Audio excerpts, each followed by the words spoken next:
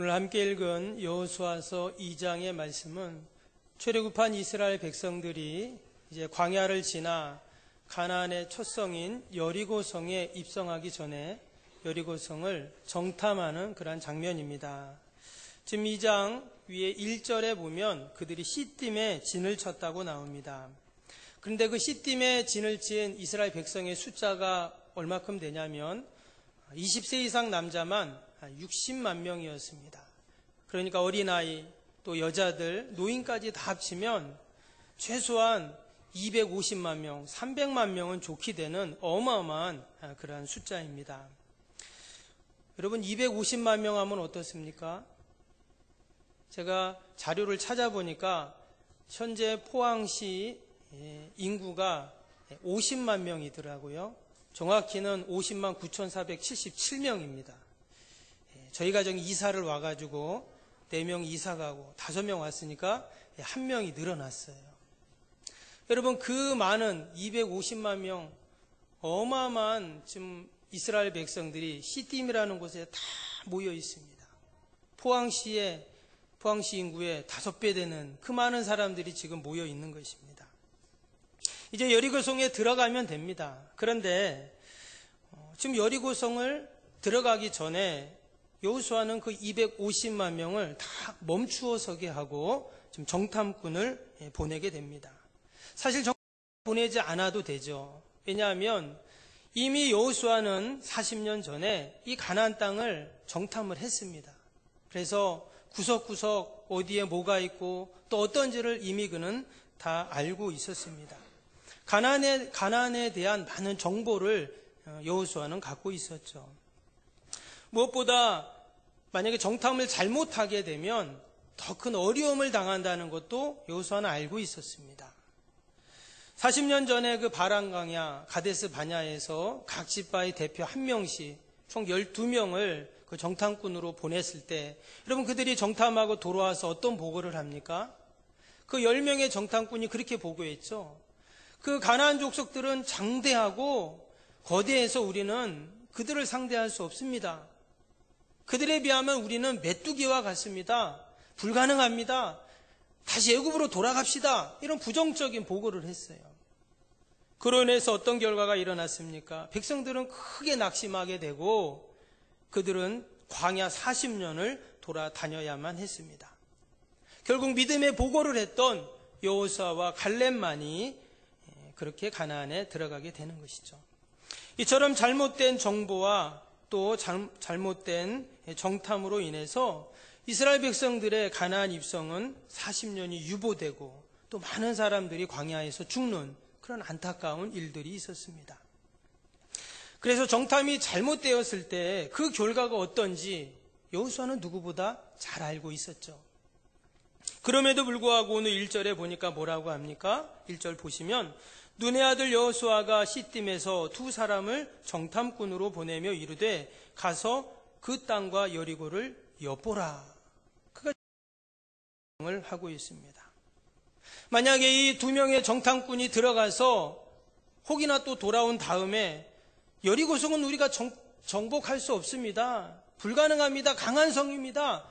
만약에 또 그렇게 보고를 한다면 이스라엘 백성들은 그 옛날 바란 광야에서처럼 다시금 광야로 발걸음을 돌려야 했을 것입니다. 그런 위험성이 있음에도 불구하고 여호수아는 사람들을 또 보낸 것입니다. 이제 정탐꾼들이 여리고성에 들어갔습니다. 여러분 정탐꾼들에게 있어서 가장 중요한 건 뭘까요?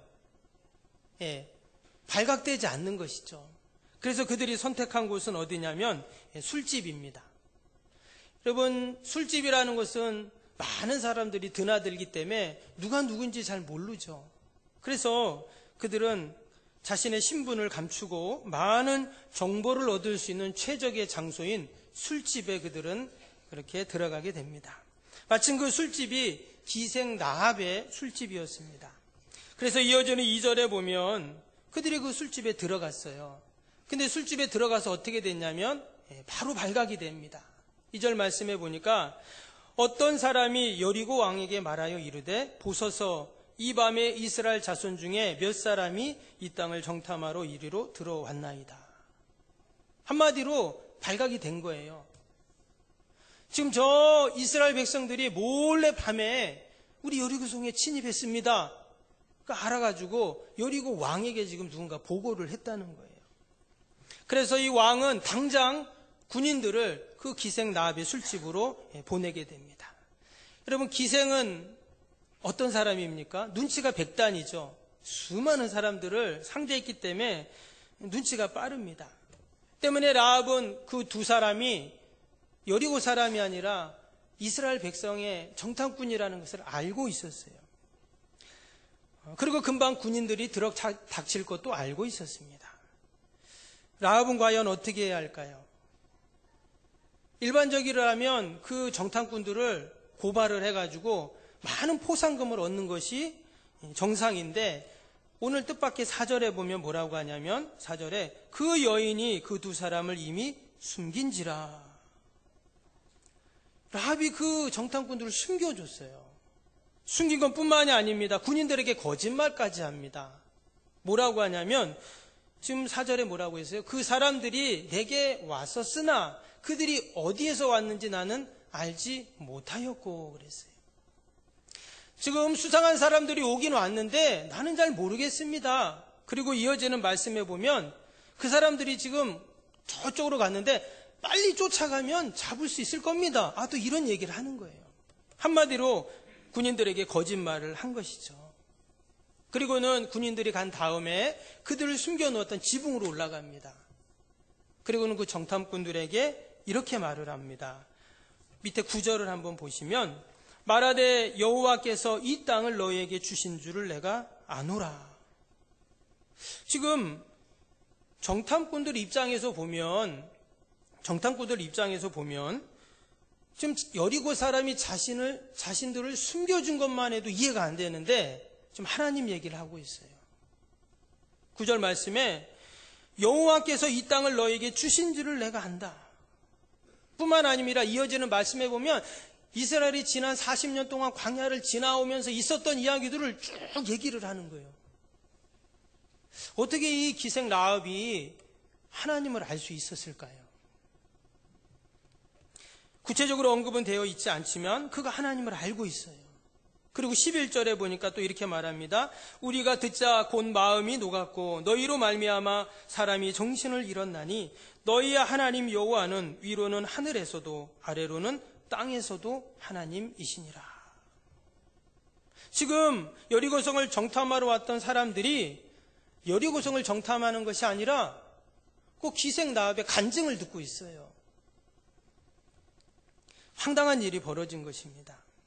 그리고 나서 이 라합은 정탐꾼들에게 나중에 여리고성을 쳐들어왔을 때 나를 좀 살려줘라 이런 요청을 하게 됩니다. 여러분, 여리고성에 들어갔던 정탐꾼들이 결과적으로 한 일이 뭘까요? 그들이 지금 들어가자마자 발각이 되었습니다. 또 술집의 지붕에 숨어 있었습니다. 그리고 또 라합의 간증을 듣습니다. 군인들이 간 다음에 그들이 산에 가서 사흘 동안 숨어 있었어요. 그리고 본진이 있는 시띠메로 다시 이제 그들이 돌아갔습니다. 사실 지금 정탐꾼들이 한 것은 아무 정탐을 못했어요. 안감만 못합니다. 도리어 적들에게 자신들의 작전만 노출을 시킨 꼴이 됩니다. 그래서 7절에 보면 이제 여리고성 사람들은요 성문을 굳게 닫아버립니다. 그리고 경비를 철저하게 하게 되죠. 그리고 우리도 요즘에는 뭐 뜸하지만 한동안 북한에서 자꾸 도발을 하면 어떻습니까? 뭐 군인들은 뭐 휴가 외박 못 나가잖아요. 비상이 걸려가지고 막 그렇습니다. 근데 지금 여리고성도 똑같아요. 지금 이스라엘 백성들이 그 성 앞에 있습니다. 뭐 당장이라도 들어올 기세요. 그래서 지금 여리고성은 완전히 비상사태가 된 상태예요. 그런데 정탐꾼들이 들어왔다라는 이야기를 듣고는 이제 그들은 더 긴장을 하겠죠. 지금 여리고성에 정탐했던 자들은 사실 그 안에 들어가서 고위 관리를 매수를 하든지 아니면 고급 정보, 비밀을 훔쳐오든지 여리고성에 군사가 몇 명이고 또 화력이 어떻고 무기고가 어디이고 이러면 군사 배치가 어떤지 사실 이런 거를 알아와야 하는데 그런 건 하나도 알지를 못했습니다. 도리어 들어가자마자 발각이 됐고 기생에게 하나님에 대한 이야기만 한참을 듣다가 숨어 있다가 그렇게 온 것입니다. 그렇다면 이 정탐꾼들의 정탐은 실패로 돌아갔을까요? 여러분, 과연 이 상황이 우연히 일어난 일일까 하는 것입니다. 절대 그렇지 않습니다. 여러분, 하나님의 백성들에게는 결코 우연이 없는 줄로 믿습니다. 하나님의 놀라운 계획과 섭리 가운데 하나님께서 다 인도하셨습니다. 바로 지금 하나님께서는 그 누구도 예상하지 못한 기생 라합 구출 작전을 펼치고 계셨던 것이죠. 지금 여리고성의 기생 그 한 명을 구원하기 위해서 하나님은 이스라엘의 250만 명을 멈추어 서게 하신 것입니다. 아무도 관심을 갖지 않는 기생이었습니다. 그러나 하나님은 그 기생 한 명을 귀히 여기시고 그 여인을 구원하기 위해서 하나님은 멈추어 서신 것입니다. 그리고 기생 라합 구하기 작전을 펼치고 계세요. 우리가 지난주에 마태복음 18장 말씀을 같이 보았는데요. 하나님께서는 99마리 양을 두시고 잃어버린 한 마리 양을 찾아 들로 산으로 찾아다니시는 하나님이십니다. 잃어버린 그 한 영혼을 찾았을 때 하늘에서는 잔치가 베풀어진다고 했어요. 여러분, 누군가가 나를 위해서 멈추어 선다면 그건 너무나 귀한 일이죠. 내가 실패하고 내가 어려움을 당했을 때 누군가 내 앞에 딱 멈추어 서준다면 그것은 내가 위로가 아니라 큰 힘을 얻게 됩니다. 그런데 천지를 지으시고 만왕의 왕이신 그 하나님께서 내 앞에 서신다면 여러분, 그것은 너무나도 큰 은혜이고 복인 줄로 믿습니다. 저는 이 말씀을 준비하면서 가슴이 찡했어요. 오늘 이 본문에 나오는 기생 라합이 바로 우리들 자신이기 때문에 그렇습니다. 오늘 본문에 나오는 이 기생 라합, 그는 너무나 부족하고 연약하고 보잘것없는 아무도 관심 갖지 않는 그런 여인이었어요. 그런데 하나님께서는 그냥 지나치지 않으시고 멈추어 서셔서 완전히 멸망한 그 여리고성, 성경에 보면 여리고성에서는 나중에 어린아이까지 다 죽입니다. 뿐만 아니라 짐승까지 다 죽여요. 이제 멸망할 성이 되는 것입니다.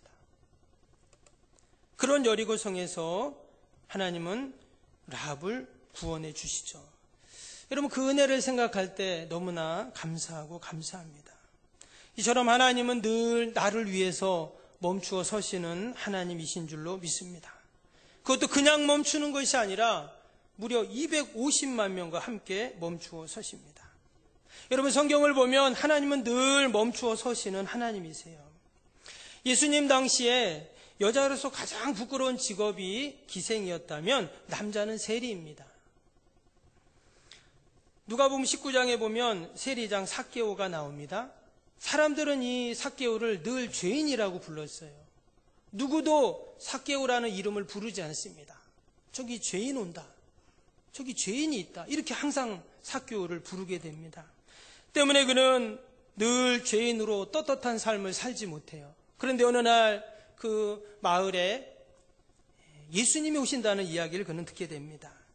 예수님을 보고 싶은 마음에 그는 뽕나무 위에 올라가게 됩니다. 그가 올라갔을 때 예수님이 그 삭개오를 보시고 그 밑에서 예수님이 멈추어 서시죠. 그리고는 삭개오야 내려오라, 이렇게 얘기하십니다. 아무도 그의 이름을 불러준 자가 없었는데 예수님께서 삭개오야 그러세요. 이 말은 삭개오의 실존을 예수님이 인정해 주신 것이죠. 마가복음 10장에 보면 거지였고 앞을 보지 못하는 바디메오가 나옵니다. 어느 날 바디메오도 자기네 동네에 예수님 온다는 이야기를 듣게 돼요. 그리고는 멀리서 예수님을 보면서 소리를 지릅니다. 다윗의 자손 예수여, 나를 불쌍히 여기소서. 그때 사람들이 조용히 하라고. 그런데도 이 바디메오는 더 소리를 지르죠. 다윗의 자손 예수여, 나를 불쌍히 여기소서. 그랬더니 예수님께서 가던 길을 멈추십니다. 마가복음 10장 49절에 보면 이렇게 나옵니다. 예수께서 머물러 서서 그를 부르라 하시니 그들이 그 맹인을 부르며 이르되 안심하고 일어나라, 그가 너를 부르신다. 그래서 예수님께서는 그를 고쳐주시고 그가 곧 보게 되어 예수님을 따랐다. 그렇게 성경에 나오게 됩니다. 예수님이 미리 멈추어 서셔서 기다리신 적도 계십니다. 요한복음 4장에 보면 사마리아 그 수가성 운물가에 예수님이 먼저 가셔서 멈춰 기다리고 계셨어요. 거기에 누가 옵니까? 한 여인이 물을 뜨러 왔어요. 이 여인은 5번이나 결혼을 하고 또 했지만 지금 사는 남편은 6번째 남편이었어요. 근데 그 6번째 남편과도 정을 나누지 못하는, 한마디로 너무나 비참하고 고독한 그러한 여인이었습니다. 그 여인은 사람을 만나기도 싫었습니다. 모든 게 싫었어요. 그런데 이 여인의 진짜 문제는 영적인 문제였죠. 그래서 예수님께서 그 영적인 문제를 해결해 주시고 영원히 목마르지 않는 샘물을 그에게 허락하십니다. 예수님께서 그 사마리아 수가성 운물가에 먼저 가셔서 머물러 서서 그를 만나 주셨어요. 여러분, 이 시간도 예수님이 먼저 이 예배 자리에 오셔서 저와 여러분들을 기다리고 계셨는 줄로 믿습니다. 때문에 우리는 이 시간 누구를 만나야 합니까? 예수님을 꼭 만나고 돌아가는 저와 여러분이 되실 수 있기를 바랍니다. 이처럼 예수님은 늘 멈추어 서시는 분이십니다. 혈루병 걸렸던 여인을 예수님은 그 앞에 멈추어 서서 그를 고쳐주셨습니다. 군대 귀신 들린 사람 앞에 멈추어 서서 그를 고쳐주시고, 갈릴리 바다에서 고기 잡는 베드로 앞에 멈추어 서시고, 세간에서 그렇게 있던 세리 마태를 그 앞에 멈추어 서서 그를 만나주시고, 과부의 아들이 죽어 장례 지내는 그 앞에 멈추어 서시고, 또 간음하여 현장에서 붙잡힌 그 여인을 향하여 사람들이 돌을 던지려고 할 때 그 현장에서 예수님은 멈추어 서셨습니다. 이처럼 예수님은 예수님이 필요한 곳에 늘 멈추어 서십니다. 그런데 예수님이 멈추는 순간 병든 자가 고침을 받고, 또한 귀신이 물러가고, 방황하는 자가 삶의 소망을 얻고, 이제는 모든 것이 끝났다라고 생각하는 그곳에서도 회복의 역사가 있는 줄로 믿습니다. 심지어 죽은 자도 살아나는 그런 부활의 은혜와 역사가 분명히 있을 줄로 믿습니다. 여러분, 이런 역사는 성경의 시대만 있는 것이 아닙니다. 동일하게 지금도 예수님은 저와 여러분들 앞에 멈추어 서십니다. 그리고는 지금도 놀라운 일들을 행하고 계십니다. 여러분, 기생 나합 앞에 멈추어 서신 하나님은 단순히 나합만 구원하시지 않으셨어요. 그의 온 가족을 다 구원하십니다. 그래서 아래 13절 한번 보시면, 그리고 나의 부모와 나의 남녀 형제와 그들에게 속한 모든 사람을 살려주어 우리 목숨을 죽음에서 건져내라. 라합이 제안한 것이죠, 정탐꾼들에게. 그때 정탐꾼들이 뭐라고 했냐면 14절입니다. 그 사람들이 그에게 이르되 내가 우리의 이 일을 누설하지 아니하면 우리의 목숨을 너희를 대신할 것이요 여호와께서 우리에게 이 땅을 주실 때는 인자하고 진실하게 너를 대우하리라.